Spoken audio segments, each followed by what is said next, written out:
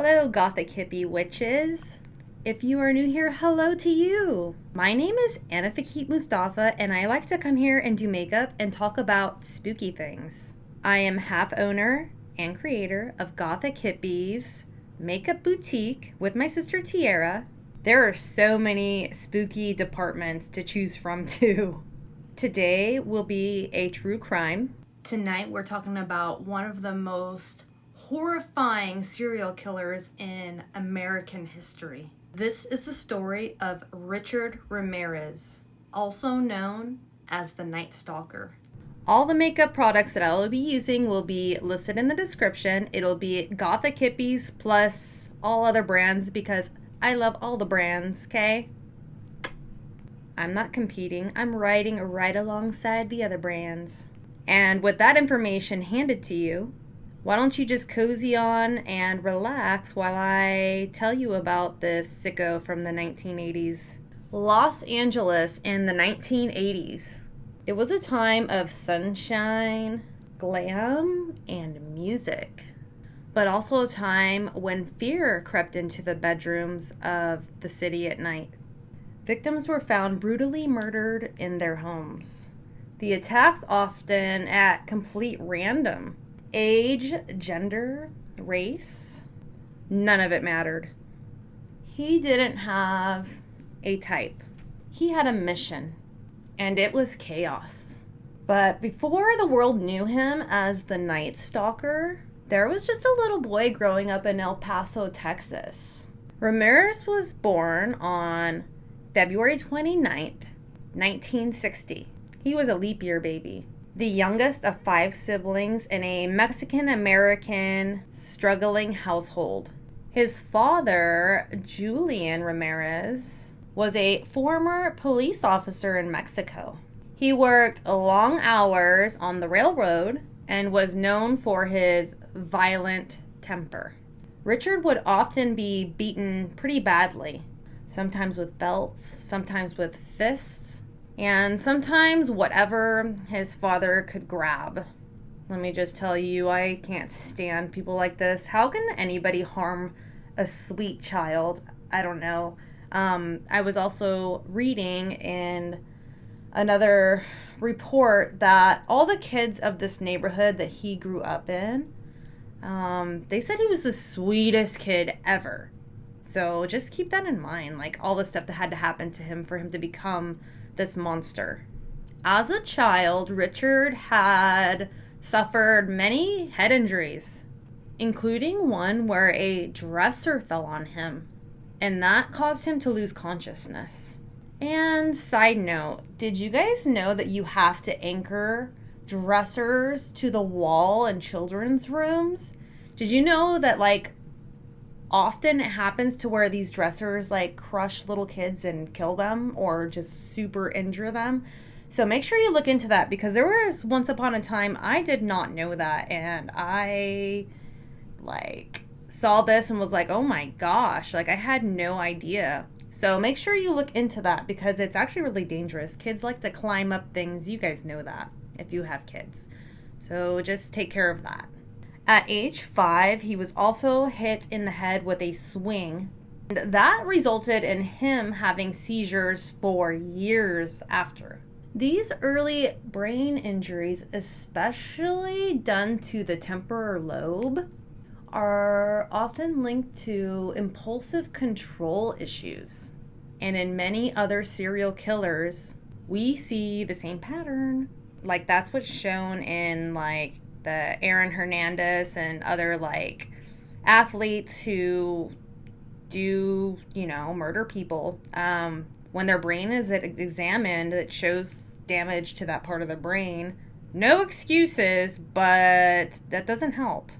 But what is truly twisted is that Ramirez, his mind came not from the trauma, but through influence. When Richard was 12, his older cousin Miguel, Mike, he came home from Vietnam, and Mike was no ordinary vet. Because normally vets do not want to talk about all of the crazy things that they see in war. It's traumatizing.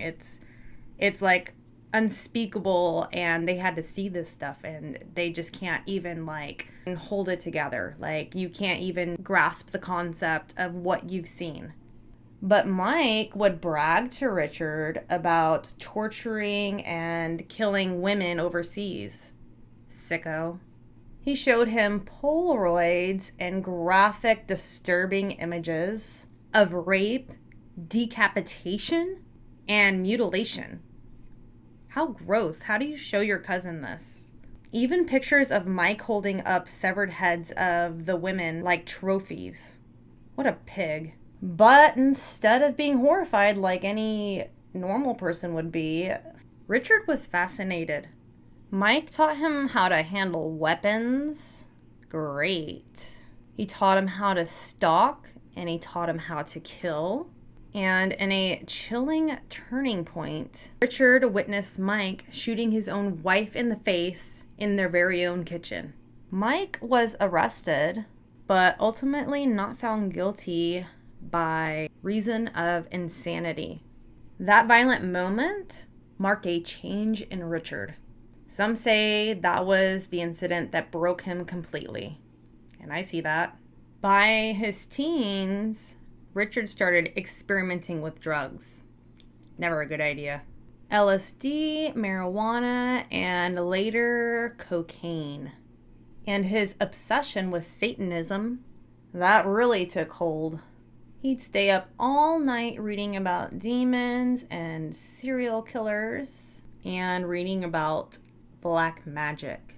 He began burglarizing homes and sleeping in cemeteries. But not out of fear. Nope. Out of comfort. The kid was failing out of school, showing early signs of psychopathy, no remorse and no empathy, and a growing hunger of control.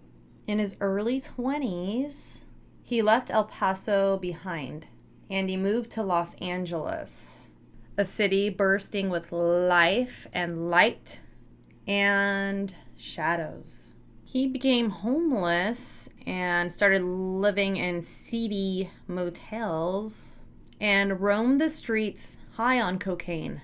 His teeth were decaying, his eyes were cold, and his hatred for humanity had grown into something violent and all-consuming. By the time Richard Ramirez started his killing spree, the foundation was already there. Childhood traumas and brain injuries, violent abuse in a role model that was a murderer, drug addiction, and let's not forget his obsession with Satan and evil, and his complete lack of empathy. This is how Richard Ramirez, a boy born out of poverty and pain, becomes the Night Stalker. Richard Ramirez first struck in June of 1984. This sicko killed 79-year-old Jenny Vinco, and she was found murdered in her apartment. Listen to this. She had been stabbed repeatedly, and her throat had been slashed so deeply that her head was almost severed. Her home had been ransacked, but there were no leads. Not yet, anyway. Then he vanished for nearly a year. When he returned, he unleashed pure horror across California. Ramirez would break into homes in the dead of night. He used a variety of weapons. A gun, a knife, a tire iron, and even a machete. He sexually assaulted women. He killed children. And he beat men to death because they were in the way. So he would just like beat them and get them out of the way so he could spend more time on, the women. Sometimes he would leave satanic symbols on the scene. He'd be whispering about the devil, demanding his victims to swear allegiance before killing them. He would make them say, "Hail Satan," and then he would just kill them. He showed no pattern and no predictability. He struck in wealthy neighborhoods and working class neighborhoods. He entered unlocked windows and sliding doors, sometimes even breaking into houses with entire families inside. He's a wackadoo. And so the media dubbed him the Night Stalker. And the city of Los Angeles was gripped in fear. People began sleeping with bats, knives, even guns. Sales of window locks and guard dogs skyrocketed. No one felt safe. He did a lot of bad stuff to kids, a lot of kid victims, but I am not gonna go there. Skipping all that. He shot a 64-year-old man and his wife on March 27th in 1985. He stabbed the wife several times post-mortem and carved out her eyes. But Ramirez slipped up and left a fingerprint at this crime scene. He was wearing a brand of shoe that was brand new to the United States, and only one pair had been sold in that area. The police created a composite sketch based on the store owner's description. Ramirez had developed a signature in his crimes. Like I said, he quickly dispatched male victims so he could spend more time brutalizing women. Ramirez took a 6-week break before fatally shooting a 66-year-old man who managed to call the police before he died, saving his wife. 2 weeks later, Ramirez sodomized a woman while her 12-year-old son was locked in a closet. And at the end of May in 1985, Ramirez beat 2 elderly sisters with a hammer so badly that he cracked his handle of the hammer. And one of those sisters did survive. So gruesome. And the experience did not stop there. He drew a pentagon on one of the sisters' thighs and also on the wall of the crime scene. There's been evidence of Ramirez snacking, like, after murdering people, like, just, like, eating stuff in their house. Like, one of the scenes, there was an open Mountain Dew can and some fruit and a banana peel left behind by him. On August 18th, Ramirez struck in the Bay Area, shooting 2 victims in the head, and the wife survived. He drew another pentagram on the scene and lyrics to a heavy metal song. The bullet at the scene matched the others. And of course, fear spread through the San Francisco Bay Area. I mean, yeah. The mayor of San Francisco attempted to alleviate the panic by releasing confidential facts to the media. And after seeing the resulting reports, Ramirez threw his sneakers and the gun off the Golden Gate Bridge. Ramirez changed his hunting grounds on August 24th. And of course, he broke into a couple's home. He shot the man, raped the woman, and then he bound her. But she did manage to get herself free, and she saw him leaving in a station wagon. A teenager had earlier seen the station wagon cruising suspiciously. You acting suspicious. And that teenager had written down the license plate number. Community coming together, community coming together. When the police found the car, the forensics team discovered a fingerprint and matched it to Ramirez. Richard was spotted in East LA trying to steal a car. The crowd recognized him and chased him down. He was beaten by locals until police arrived and took him in. His trial was long and horrifying. The evidence was overwhelming. He sat in court laughing, flashing pentagrams on his palm, and declaring his love for Satan. In 1989, he was found guilty of 13 murders, 5 attempted murders, and 11 sexual assaults. He was sentenced to death and would spend the next 24 years on death row. My opinion is in these kind of cases, they should just be like, good news, boys. Your execution date bumped back.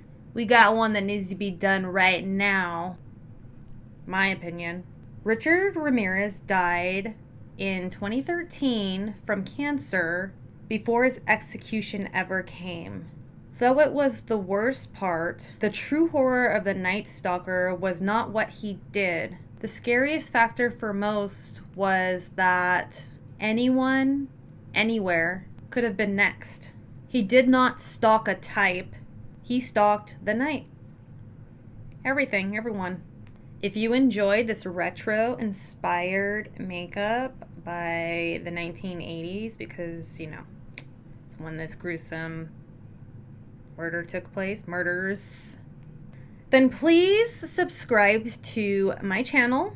And there's a lot more like this here. There's also some like less intense stuff. I do all kinds of spooky things, different categories. I do like doing gruesome true crimes because I feel like it's kind of letting us know how some minds work instead of it just being left in the dark. I feel like it's information. If there's anything you would like to add about this case, please drop it in the comments. I would love to read those. Say hi. Even let me know what color scheme you'd like to see or even a story you would like to hear. I hope you guys have a beautiful day or night, depending on where you are. And I hope to see you again soon. I post on Tuesdays these longer makeup videos, but then I also do post shorts. Best of both worlds for everybody. Bye.